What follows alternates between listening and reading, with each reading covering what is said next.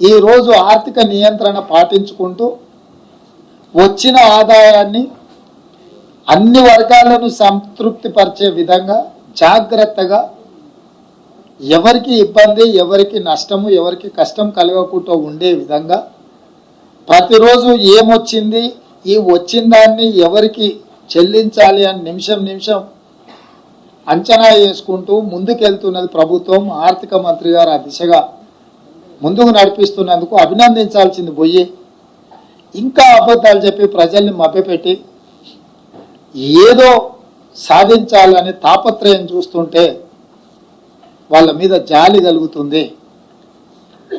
తండ్రి కొడుకులు, మామ అల్లుళ్ళు తప్ప ఏ ఒక్కరు కూడా వాళ్ళ అభిప్రాయాలతో వాళ్ళ పార్టీ ఏకీభవించడం లేదు. ఈరోజు మీరు చూడండి, శాసన మండలిలో కల్వకుంట్ల కవిత గారు, శాసనసభలో హరీష్ రావు గారు, లేకపోతే తారక రామారావు గారు, బహిరంగ సభలల్లా కల్వకుంట్ల చంద్రశేఖరరావు గారు. ఈ నలుగురు ఘోషనే తప్ప అసలు ఎవరైనా వాళ్ళ పార్టీ వాళ్ళైనా వాళ్ళు మాట్లాడుతున్న దాన్ని ఏమాత్రమన్నా ఆమోదిస్తుండ్రా అని కూడా వాళ్ళు చూసుకోవడం లేదు. అయినా వాళ్ళు ఏదో మాట్లాడుతుండ్రని వాళ్ళు మాట్లాడతారని కాదు, మేము ప్రజలకు ఉపయోగపడే విధంగా నిర్ణయాలు తీసుకుంటున్నాము. 10 సంవత్సరాలు ఉద్యోగ నియామకాలు చేపట్టలేదు వాళ్ళు. కొన్ని నోటిఫికేషన్లు ఇచ్చినా చిన్న చిన్న అంశాలు కోర్టు పరిధిలో ఉంటే కూడా వాటిని పరిష్కరించి వీళ్ళకు ఉద్యోగ నియామక పత్రాలు ఇవ్వాలన్న ఆలోచన కూడా చేయలేదు.